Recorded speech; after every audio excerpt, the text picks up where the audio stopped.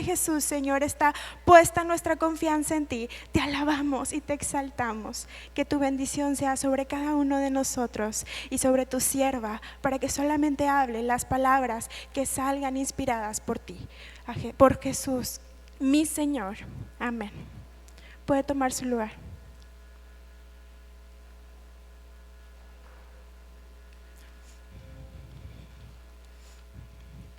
Dios les bendiga.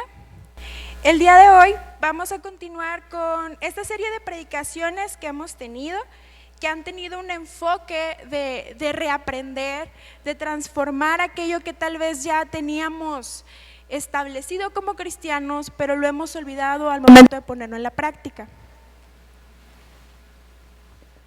Y la última vez que a mí me tocó compartir la palabra, hablábamos acerca de las decisiones y las preocupaciones.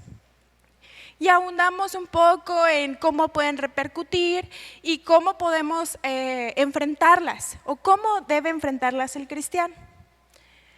Y seguido de esto, a mí me pareció bastante prudente hablar acerca de algo que nos puede ayudar en el momento en el que creemos que las cosas se van a comenzar a salir de control. Y lo voy a invitar a que antes de seguir yo dando la introducción, pueda abrir su Biblia, la carta a los Hebreos, capítulo 6. Y solamente leamos el verso 19 y después iremos leyendo un poquito del contexto. Hebreos 6, 19. Y todos juntos, la palabra de nuestro Señor dice: la cual tenemos como segura y firme ancla del alma, que penetra hasta dentro del velo. No sé quién se acuerda, yo creo que sí, porque fue bastante sonado. La semana pasada nuestra ciudad se inundó un poquito y hubo bastantes estragos a raíz de unas lluvias. Pero por ahí podrá decir alguien, pues ¿quién nos entiende? Teníamos mucha calor, queríamos lluvia, y luego viene la lluvia y nos quejamos por las inundaciones. A mí me tocó ver parte de la inundación así en vivo y me hizo reflexionar. Ya estaba más o menos desarrollando las ideas, pero me llamó mucho la atención como el efecto que causa el agua a los seres humanos cuando no es en la regadera, o es para cocinar, o es para tomar. Cuando no es para nuestro beneficio inmediato, o cuando la cantidad nos sobrepasa. Muchos se asustaron, yo me asusté. Yo iba manejando y de este lado me encuentro con que si el agua traspasaba los muros, me hubiera llegado a la ventana de mi carro.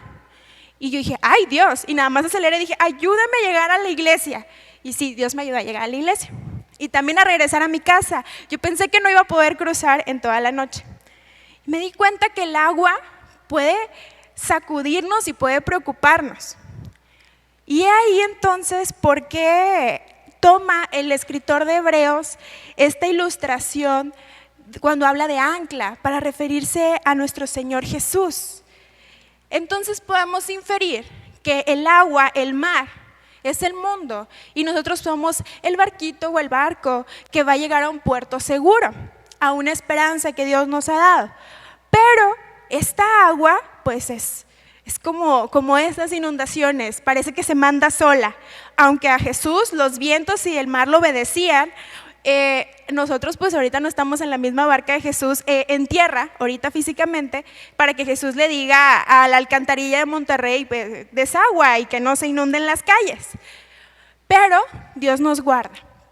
Sin embargo, parece ser que el agua representa preocupación, y en la dominical me llama la atención que la hermana Irina dijo que el mar representaba algo malo, negativo, peligro, algo como lejano al bienestar. O más o menos así yo lo entendí cuando nos lo estaba explicando. Y que era interesante porque Jesús había tomado pescadores porque pues no eran muy bien vistos, porque trabajaban ahí en el mar.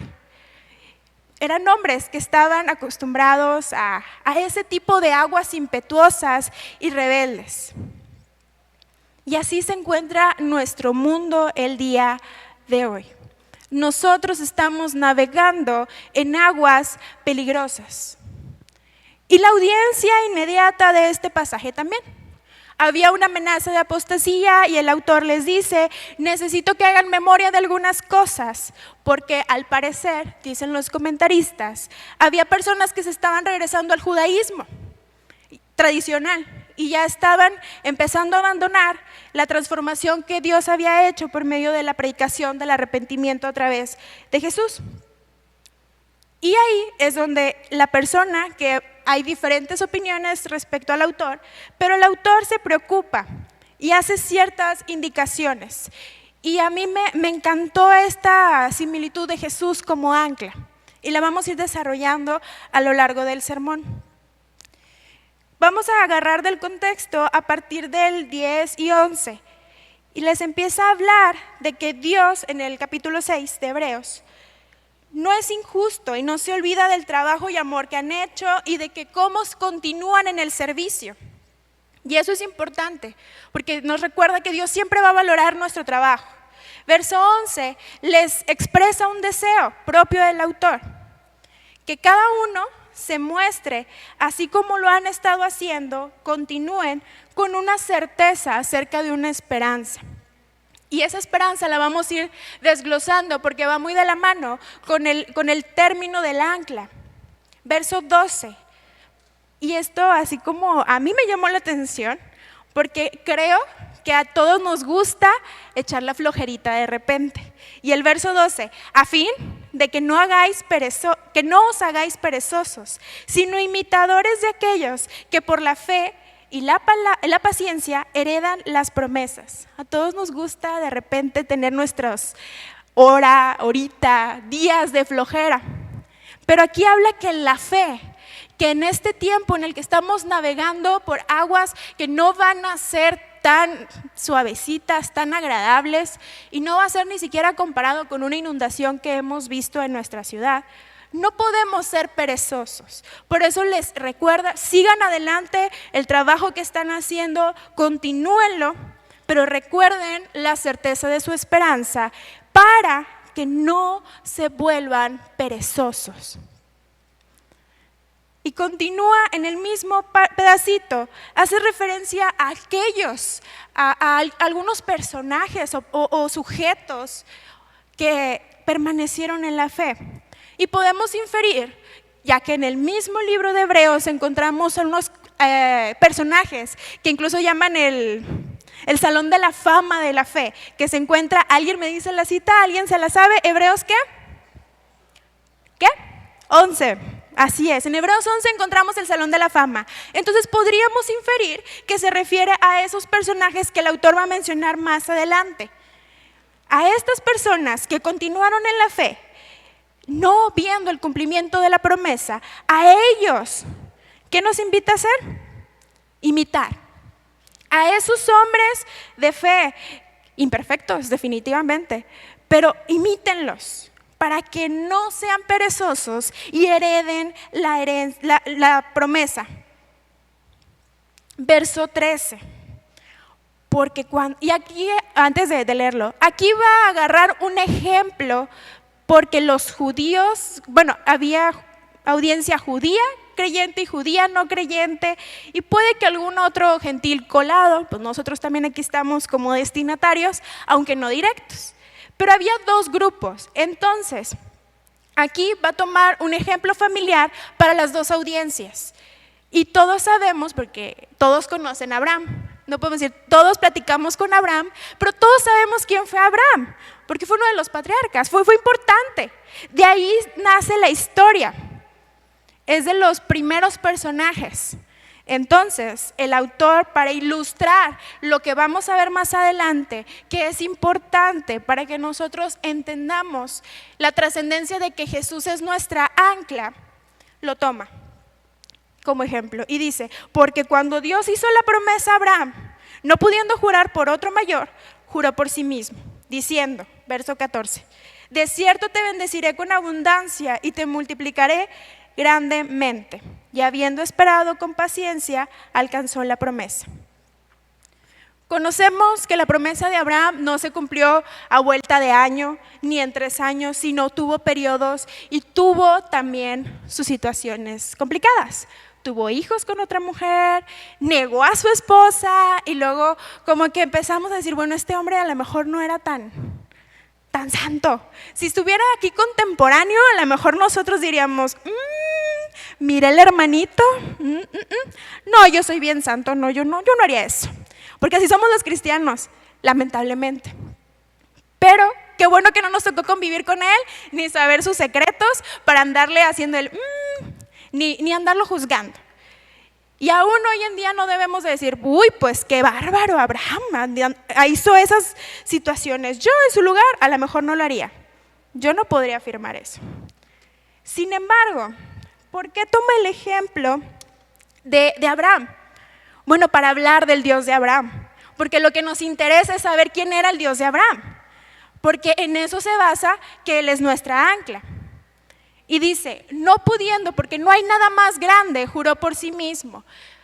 Por si la palabra de Dios no fuese suficiente, lo sella con un juramento.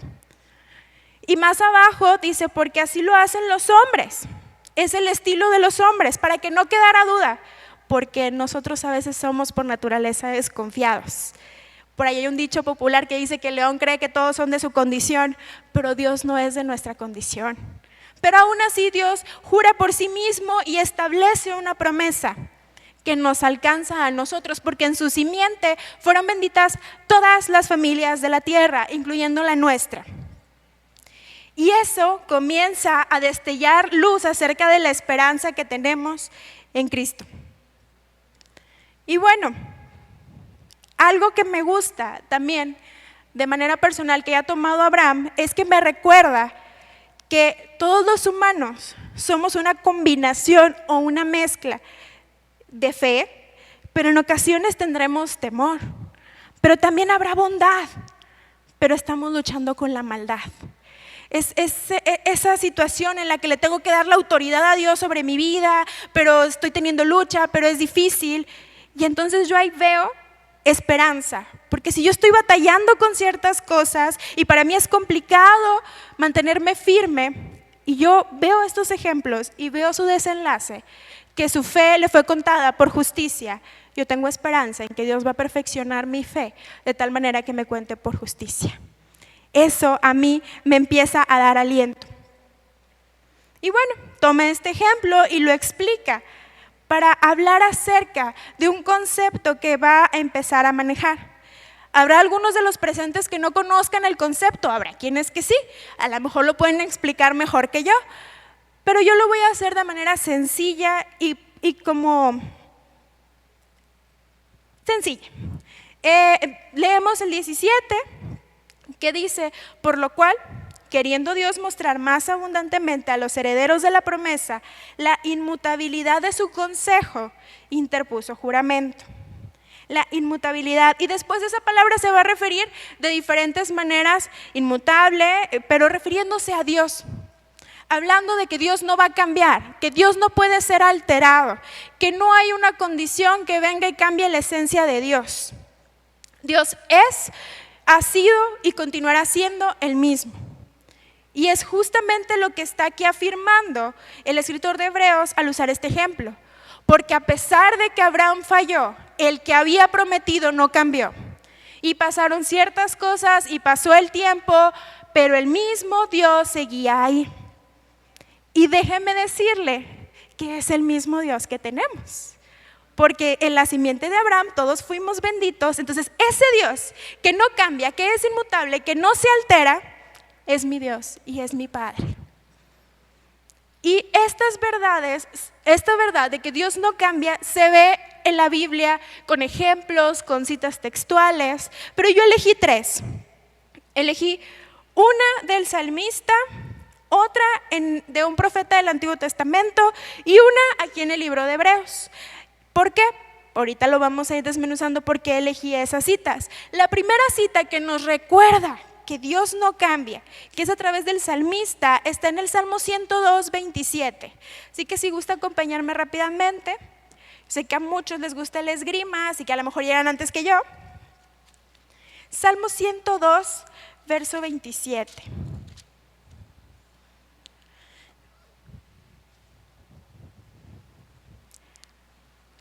Muy bien, la palabra de Dios dice, pero tú eres el mismo y tus años no se acabarán. Es una expresión hacia Dios. Tú eres el mismo, tú no cambias y tú nunca vas a terminar. Y ahora vamos a Malaquías 3, pero no vamos a ir a Malaquías 3:10, porque hoy no vamos a hablar de los diezmos.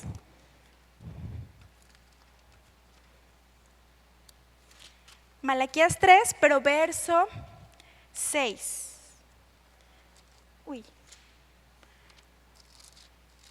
Malaquías 3, verso 6. Muy bien, la palabra de nuestro Señor dice, y eso es interesante, porque a través del profeta está hablando Dios. Y siempre que estamos estudiando la Biblia debemos de poner atención en todo. Pero cuando Dios está hablando algo de sí mismo, paramos todo y lo leemos despacio.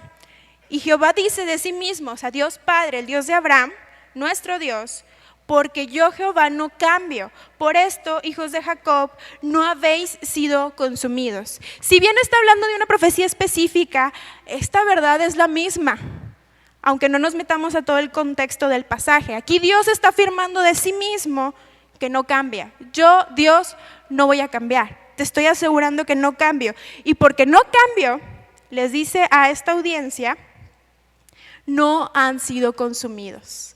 Qué interesante. Si usted quiere saber por qué iban a ser consumidos, si se los consumió o no, que Dios dice que no los consumió, léase el libro de Malaquías, está bien chiquito.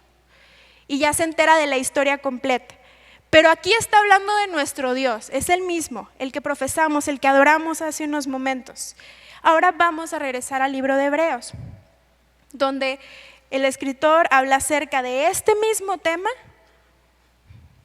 Hebreos 13, verso 8.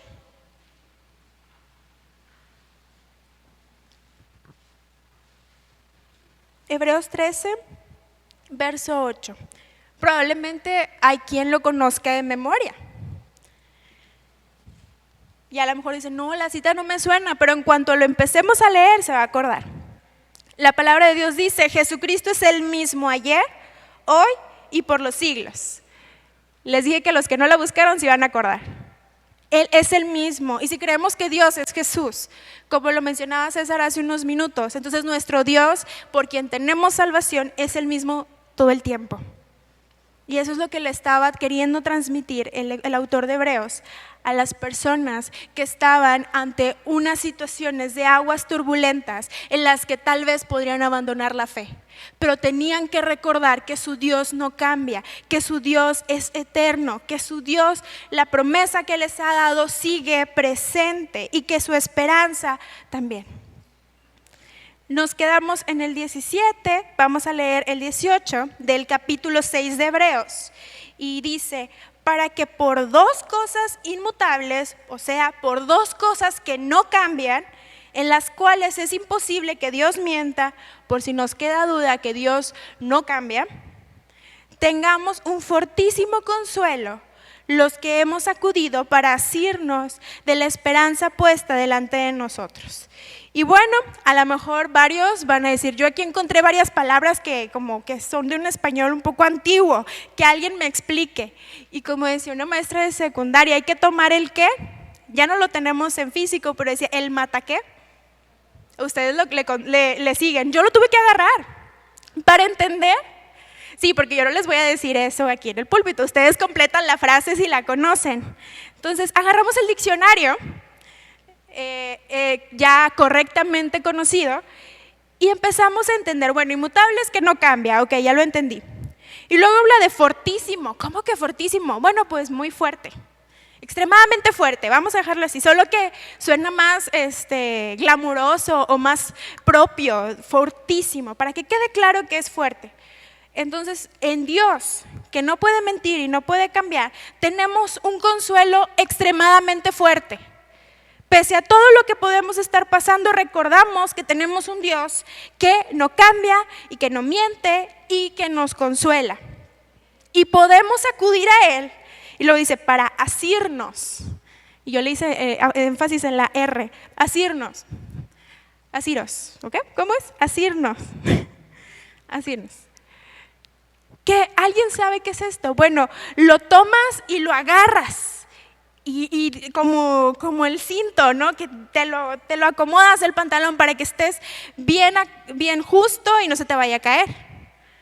Asirnos. Agarramos el consuelo y nos la ponemos bien firme en la esperanza, la apretamos, la sujetamos. Nuestra esperanza está cerquita. Aquí dice puesta delante de nosotros. Recordando que todo esto es Dios, para mí es fácil entender que tengo consuelo y que tengo una esperanza que la puedo apretar, podemos decirlo ya, versión mía. Y luego llegamos al texto que nos llevó a toda esta reflexión, a Hebreos 6:19.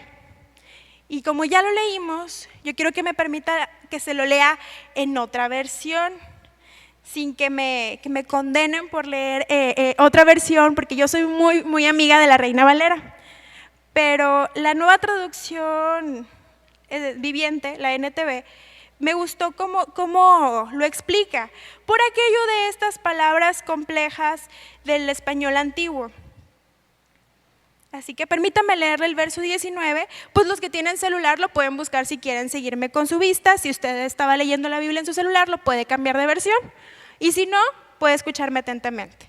Esta esperanza es un ancla firme y confiable para el alma. Nos conduce a través de la cortina al santuario interior de Dios. Porque aquí nos hablaba acerca del ancla que penetra el velo. ¿Qué había detrás del velo? Pues la presencia de Dios, para quitarnos de terminologías. Entonces, detrás del velo estaba la presencia de Dios. Entonces, mi esperanza puesta en esta ancla me permite llegar a la presencia de Dios, del Dios santo, del Dios el que yo le tenía deuda por mi pecado. Gracias a esa ancla que es Cristo, yo puedo entrar. Pero varias personas comentan, y a mí me pareció bastante interesante, que ya entendimos que el ancla es fuerte, que es firme y que nos va a otorgar seguridad cuando el agua se mueva. Porque soy un barquito en medio del mar llegando hacia un puerto, hacia una promesa, hacia una esperanza. Pero si yo no amarro mi ancla a una cuerda y luego la tiro al mar, pues el ancla se va a posicionar bajo el agua, pero yo voy a ir a la deriva, porque yo no me sujeté a esa ancla. Qué importante es que, yo ya entendí el peso de que Jesús sea mi ancla y de que Él me puede sostener y de que en Él puedo encontrar la ayuda para no irme a la deriva y abandonar mi fe, abandonar mi dependencia de Dios. Pero yo me tengo que sujetar a Él, porque si no, Él seguirá siendo poderoso, Él no va a cambiar, Él seguirá siendo rey y seguirá gobernando, pero yo voy a ir a la deriva. Y yo voy a ir haciendo mi voluntad, y incluso a veces ni mi voluntad, porque el agua va a ser más fuerte que yo y voy a ir hacia donde la corriente me lleve. Por eso hay otro dicho, ¿no? Dice que el camarón que se duerme, pues se lo llevó la corriente. ¿Por qué? Porque se descuidó, porque se puso perezoso y la corriente del agua se lo llevó. El cristiano también se puede ir en esa corriente, pero si se sujeta a la ancla, que es fiel, que no cambia, en la cual hay consejo, podemos llegar al puerto seguro cuando Dios tenga establecido que lleguemos. Pero la promesa ya está, las cosas ya están. Pero el compromiso, tal vez del creyente, es sujetar todos los días su vida a esa ancla. Porque si no van a venir cosas que nos van a hacer titubear. Y usted sabe qué cosas nos hacen titubear, porque de pronto queremos meter nuestra moral a nuestras decisiones y no la moral de Dios a las decisiones. Y luego nos preocupamos. Pero si mi vida está regida por el ancla que es Jesús, por el testimonio de Jesús, por lo que vimos a través de la persona de Jesús, entonces yo voy a llegar al puerto seguro. Verso 20, que explica justamente esto. Donde Jesús entró por nosotros como precursor, hecho sumo sacerdote para siempre, según el orden de Melquisedec, Pero yo lo voy a dejar con la incógnita de por qué el orden de Melquisedec, y solo me voy a enfocar en estas dos simbologías, porque tendríamos que hablar de otra simbología y tardaríamos mucho tiempo. Pero a mí me llama la atención cómo habla del ancla y luego mete el concepto o el símbolo que vemos en el Antiguo Testamento del sumo sacerdote. Porque el sumo sacerdote podía entrar a la presencia de Dios una vez al año a ofrecer sacrificio por los pecados del pueblo. Pero cierto tiempo, de cierta manera y solo específicamente con reglas. Pero viene Jesús, rompe el velo, nos deja entrar a la presencia de Dios y Él es, en traducciones o en sinónimos, dice que Él es el precursor, Él es el pionero para que podamos llegar a ese lugar que es la presencia de Dios. Esa es nuestra esperanza. Entonces Cristo es el objeto de nuestra fe y el fundamento de nuestra esperanza. Por eso hoy Dios nos quiere invitar a que podamos depositar toda nuestra confianza en Él. Que busquemos con sinceridad a aquel que es nuestra ancla firme. Y si es necesario, que lleguemos a Él con un arrepentimiento, para que entonces la promesa de la aceptación y del perdón se pueda cumplir en nuestras vidas. Él dice que nunca rechazará a un corazón contrito y humillado. Pero la pregunta es, ¿mi corazón está contrito y humillado? Esa es la gran interrogante que tenemos cada uno de nosotros. Y ya tenía una ilustración, se la voy a compartir. Estoy casi por terminar, pero la recordé. Porque vi mi celular. No sé cuántos sepan los detalles que rodearon la experiencia del corazón ardiente de Juan Wesley. Pero este hombre venía un poco deprimido porque había tenido un viaje misionero en Inglaterra y no le había ido nada bien. Regresaba a Inglaterra porque había ido a una de las 13 colonias inglesas en 1735. Lo tuve que anotar porque a mí se me van los años y se me va todo. Entonces, este hombre estaba compartiendo el barco con otros individuos que eran los moravos. Y aunque no siempre estuvo de acuerdo con ellos, a él le llamó la atención algo, que ellos no tuvieron el pánico cuando el barco como que empezó a experimentar una situación como a la que le platico, para la cual pudiese funcionar el ancla. De pronto hubo tempestad y a él le llamó la atención porque los ingleses se llenaron de pánico y ellos estaban tranquilos cantando himnos y orando. Y esa cosita se quedó en él cuestionándose de que por qué yo no tenía la misma certeza que ellos, la misma paz en la tormenta. Y ese es solo un dato curioso de este tema del agua, los barcos, la tempestad y conservar la calma. Ellos estaban tranquilos en Dios. Y la pregunta sería, cuando algo viene y sacude nuestras vidas, ¿cuál es nuestra reacción? Cuando algo que creíamos que era de cierta manera y luego viene algo y lo trastorna, ¿vamos y nos acercamos a nuestra ancla firme o lo solucionamos nosotros? Muchas veces yo lo he hecho. Antes de mirar a Dios, miro a mi propia prudencia e intento solucionar las cosas bajo mi moral y bajo mi opinión, olvidando que tengo alguien que no cambia, en el cual hay un consejo que no cambia, en el cual tiene una promesa y el cual me invita a permanecer firme en él. Porque así somos los humanos. Pero hoy Dios nos quiere invitar a que la próxima vez que algo venga y sacuda nuestras vidas de alguna manera, ideológicamente, con nuestro carácter, con una enfermedad, con problemas, con que nosotros decimos la verdad y la gente no nos cree. No importa, porque mi ancla firme es Jesús. Y si yo estoy manteniendo mi vida de la manera que el Señor me ha mandado, yo voy a llegar a puerto seguro. Y las apariencias que rodean la situación no importan, porque yo voy a buscar vivir de acuerdo a lo que Dios me ha dejado a través de su palabra, con la ayuda de su Espíritu Santo. recordemos esta promesa, esta seguridad que encontramos en Jesús, porque hoy, Domingo de Comunión, podemos recordar ese sacrificio que Él hizo, por lo cual todo lo que hemos meditado tiene sentido, porque Él se entregó, Él se dio en pago por nuestras deudas. Yo no sé por qué está atravesando, yo no sé, a lo mejor tuvo una muy buena semana, pero no sabemos cuántas semanas buenas vamos a tener. Pero sí tenemos seguridad de que Jesús es nuestra ancla firme. Por eso el dibujo del ancla era tan simbólico en el tiempo en el que la persecución estaba latente. Yo puedo remontarme a lo mejor a pensar en los mártires de la iglesia o del primer siglo y decir, ellos estaban seguros de a dónde iban a ir y quién era su ancla firme, y su fe no desmayó a pesar de que fueron apedreados, golpeados, insultados, etc., etc., etc., etc., de manera física.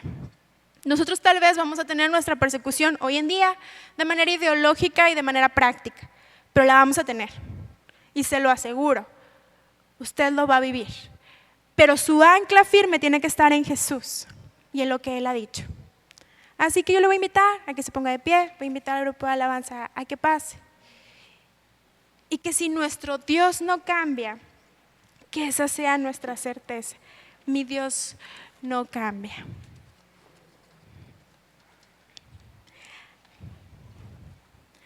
La Biblia dice que si alguno hubiere pecado, ¿qué tenemos? Abogado para con el Padre. ¿A quién? A Jesucristo el justo.